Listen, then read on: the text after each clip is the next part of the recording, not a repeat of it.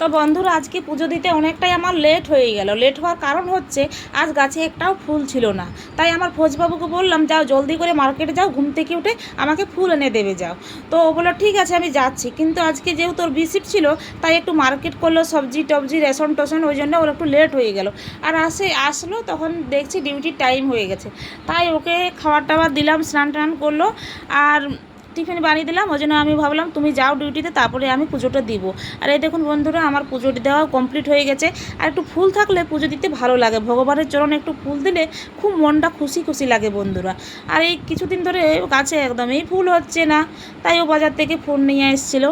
আর এই দেখুন পুজোও দেওয়া হয়ে গেছে, আর আমি প্রসাদ নিয়ে বসেও গেছি। প্রসাদটা খাবো আর একটু আমার ফৌজিবাবুকে দেবো। আর এই দেখুন একটু আপেল ছিল, একটু খেজুর ছিল, আর একটু নকুলদানা। তো ওর জন্য একটু রেখে দেবো, আস্তে আস্তে প্রায় 9:30 বেজেই যাবে রাত্রি। তো তাই ভাবলাম আমিই খাই আর ওকে একটু রেখে দিই। আর এখানে যেহেতু বাজার সামনে একটু ফল টল পাওয়া যায়, ভালোই লাগে বেশ পুজো দিতে। ফল টল দিয়ে পুজো দিলে মনটাও ভালো লাগে, ফল ফুল খুব সুন্দর লাগে।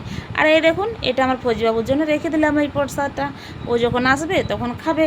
আর এই দেখুন আমার পুজো টুজো দেওয়া হয়ে গেছে। আর আজকে আমি নিরামিষ রান্না করেছি, একটু ঝিঙে পোস্ত করেছি, একটু ডাল আর একটু চাটনি। আর বন্ধুরা এখন সেরকম একটা বেশি রান্না করছি না, একটু মানে গ্যাসটা বাঁচাতে হচ্ছে, কারণ গ্যাসের এখন খুব সমস্যা চলছে। আর ভিডিওটি কেমন লাগলো কমেন্টে অবশ্যই